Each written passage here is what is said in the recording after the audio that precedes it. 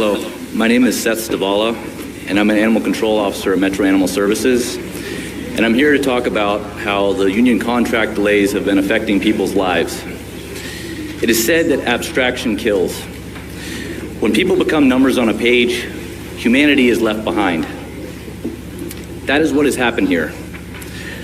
To change that way of thinking about the union employees of Metro government, I have asked my coworkers from Metro Animal Services to share their stories. In the packets that have been handed out, you will learn who they are, what they do, and how they've been struggling to get by. Unfortunately, I don't have enough time to read them all to you, so here are some of the highlights. From an animal adoption coordinator, I sell my plasma twice a week to pay my bills. Love for the job is no longer outweighing the low pay we are receiving. From a business clerk, the cost of everything has risen so much that I can't afford to live on my own. Even though I live well below my means, I can't make ends meet. From an animal control officer, I have 3 children and the cost for shoes, clothes, and food is hard to keep up with. Mortgage payments and bills pile into that as well. The lack of raises has caused each check to be just enough to scrape by with almost nothing left for emergencies like a car breaking down or home repair. From another animal adoption coordinator, not receiving any raises has made it significantly harder for me and my spouse to start a family, let alone saving for future goals like childcare, medical costs, or a larger space for a growing family. It feels like I'm stuck in survival mode with little to no room to plan for the future or create the stable, comfortable life that a family deserves. From a vet assistant, I should not have to ask for help to feed my family. I should not have to constantly deny my children the right to go out to places like the zoo because of lack of funds. I want to work a 40-hour work week and be able to afford to live, not just survive. We've seen a lot of the budget go to buildings and machines that are breaking down. Well, people can break down too, especially when they can't maintain the basic necessities of life. It is my sincere hope that these words will echo within your hearts. You do the right thing, you give these people what they deserve, and more for what they've been put through. Thank you for your time.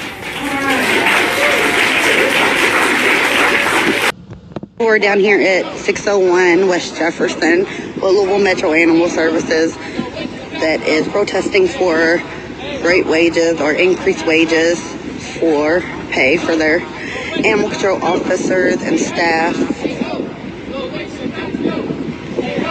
So if you want to support Louisville Metro Animal Services and their staff, bring yourself out before the storm.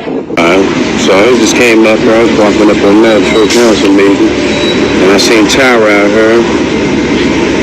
She was like, hey. My favorite, ma'am. She was like, hey, B, you know you like the motherfucking animals and shit. That's right, that's exactly what I said. So I got a question for you. So for the people out there watching, so are you police? No, police and animal control are 2 separate things. Okay. I'm a sworn in peace officer. I do carry a shield. However, I identify separately. So y'all separate. So when they get a raise, they ain't got nothing to do with you, huh? Correct. You do find the dogs that's got homes, right? Don't you find that their homes? We exhaust every resource. First checking for microchips. Sometimes we're canvassing the area, just saying, hey, does anybody have this? I'm a bit tech savvy, so I'll even go on our Facebook pages. There's several lost and found pet pages within Louisville. So sometimes I can post an animal and just go, hey, I found this in this area. Does anybody know where it belongs? And several times, people of social media have just gone on and said, I know where that dog lives. So I didn't even have to spend a minute with it himself. Okay, that's all I got. But I appreciate you.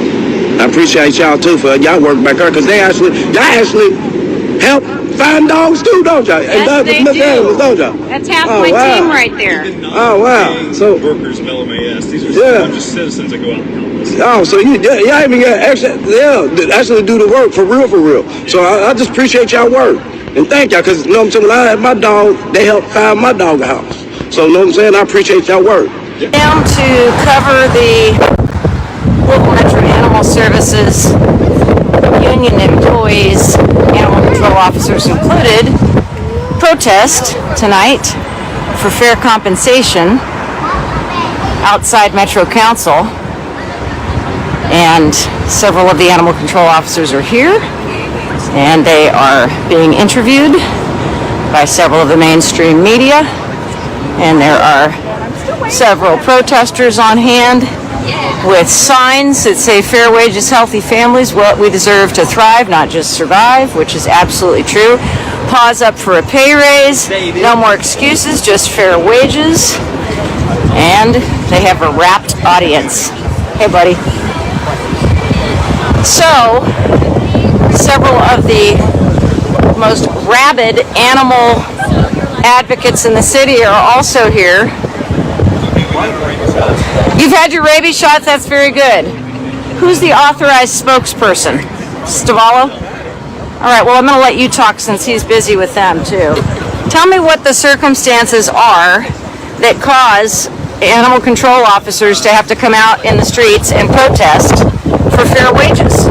What are you asking for? Basically, just guaranteed raises, and we haven't seen one since 2022. We think it might be a little bit sooner, but we guarantee at least since 2022.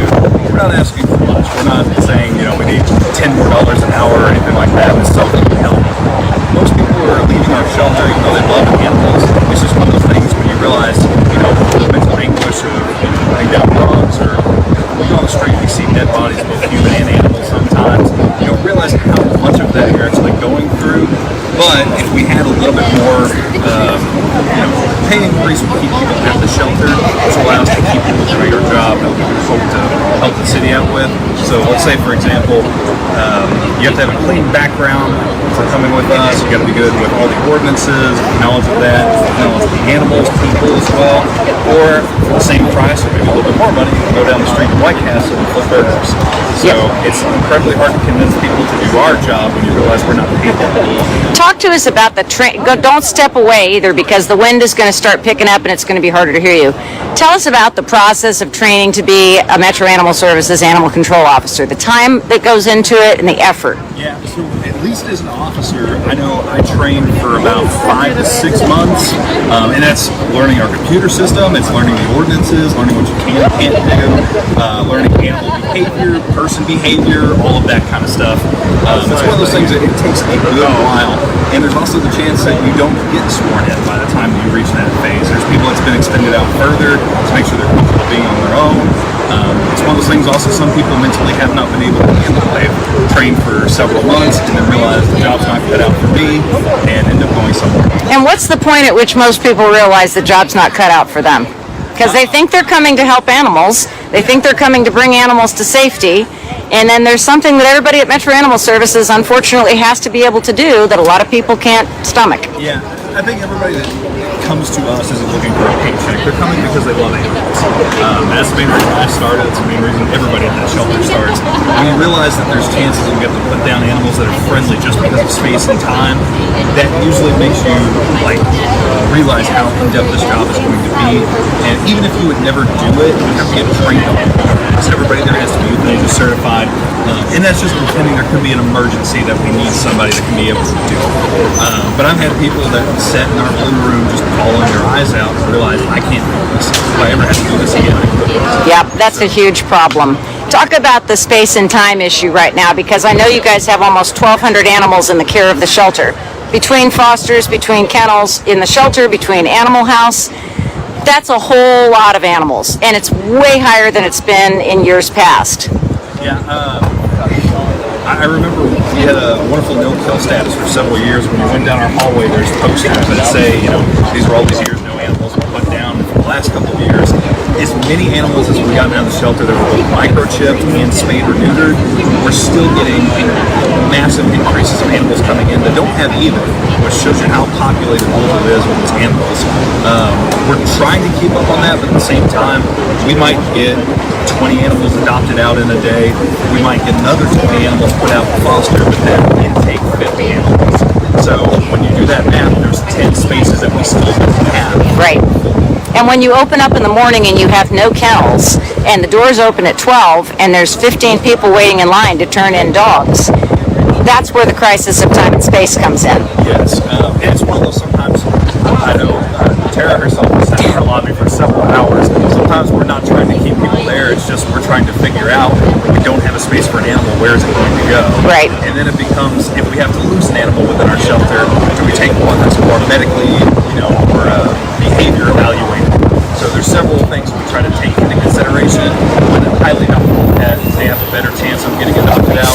We go through that whole list and decide, unfortunately, if we have to do. That's the key right there. So we've talked for years about adopt and foster, adopt and foster, adopt and foster, but we all realize that the key is to spay neuter and to get the population of dogs stopped from reproducing. And I also think microchipping, and we say snip, chip, tag, contain, which is huge. Microchipping is huge, and I see a lot more Metro Council districts now jumping on board with the free microchip clinics, which is something we all want to encourage. Yeah. And I mean, we're offering multiple health clinics for rabies shots and things like that.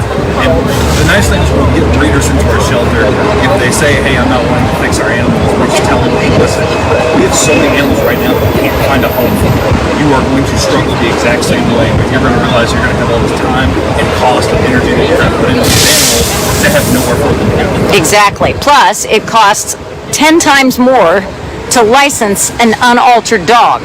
$10 for a neutered license. What is it, 160 for the unaltered ones? 60 for an unaltered. 60 for the unaltered ones. So then it's every year. You got to do it every single year. Yeah. And, heaven forbid you're one of the households that has 10 pets. Right. Cats are still unaltered, $60 a piece. That racks up money every single year very quickly. Well, one of the things we do as part of our community outreach is we educate people about the overpopulation, about being able to snip, chip, tag, contain, and save the lives of other dogs that are in the shelter. The other problem is dogs that are owned, that are microchipped, sitting in the shelter without people coming to claim them. Yeah, that's been our biggest trouble. I've even tried to educate every person that leaves, even if their dog is microchipped, or if you ever move to a different address, we change your phone number, make sure that microchip is changed as well, because we only have the last place where we were. There's times when we're going out to people's addresses and knocking on doors, and they're saying, hey, unfortunately, this person doesn't live here anymore, and then we're stuck with that animal in our shelter. How much abandonment are you seeing right now? We get a call about one abandonment a day, if not more. Most of the time, we do go out. Thankfully, we knock on a door and somebody answers, and we go, okay, the animal's not abandoned. I'd rather find out that this was an incorrect call than find out it is. Unfortunately, our policy, if we do, we have to post notices on the house and wait 24 hours and still hope that we get a warrant after that process. So an abandoned animal can sit in the household for several days before we're actually able to get it to. And what's the success level in the court system when you take a complaint about animal abuse or animal welfare, animal neglect, anything like that? What's the success rate of prosecution for these folks who are not doing the right thing as animal owners? It really is 50-50. I've had judges that have cracked down extremely hard on people, putting them on a no-adopt list. They force them to surrender the animals that they have. And then there are judges that say, I'm going to smack you on the wrist. I don't want to see you back in my courtroom. And they'll send us out to do, either a yard check or something, another verification to make sure. But most of the time when that happens, we're going out to a household that a judge told you have to get your pet licensed, you need to have your provisions, food, water, shelter outside. And we get there and there isn't either of those things. So sometimes just a smack on the wrist isn't the concept. Absolutely not. Well, I appreciate what you guys do. We love working with you. You see half of our team is here present holding up signs, paws up for a pay raise, because everybody deserves a fair living wage. And it's really important. Here's another one. No more excuses, just fair wages. And Uncle Sam, the lab, wants your help. So, Metro Animal Services is critical to the safety and security. It's part of public safety now of the city. We don't need loose dogs. We don't need dogs attacking other animals or kids. And we've had some very serious attacks recently on humans by unleashed, unchained, uncontained dogs. So it's really important to pay attention when these events occur, and you realize how important it is to have Metro Animal Services working at fair wages in a happy environment, because there's a lot of despair, a lot of compassion fatigue, and just a lot of feelings of hopelessness among all of us who are in the rescue community and in the working community. So pay attention when these protests happen. Come out and support. There's a very small contingent here. The mainstream media just went inside to go to the budget meeting. But, I wanted to give these guys a chance to say their piece and, have you guys share the live. And, write to your Metro Council people and let them know that you would like to have larger allocations in the LMAS budget every single year, because no matter how much they ask for, it's never enough. And here, we'll leave you with this. I've been saying this quote all day. We have full shelters and empty wallets. Let's flip those. Yeah, and Rebecca just pointed out in this year's budget, the mayor is proposing a raise for only non-union member positions. So that's the problem. And you guys are union. It's a split house. Yeah. Half union, half non-union. Thank you. I appreciate you. I appreciate all of you. Good job, you guys, with the sign holding and the picture taking. And hopefully we'll see some results that are positive. Fair wages, healthy families, healthy animals. That's the big key. And by the way, a severe thunderstorm warning was just issued, putting on my meteorologist's hat. Be careful if you guys are out. And please snip, chip, tag, contain.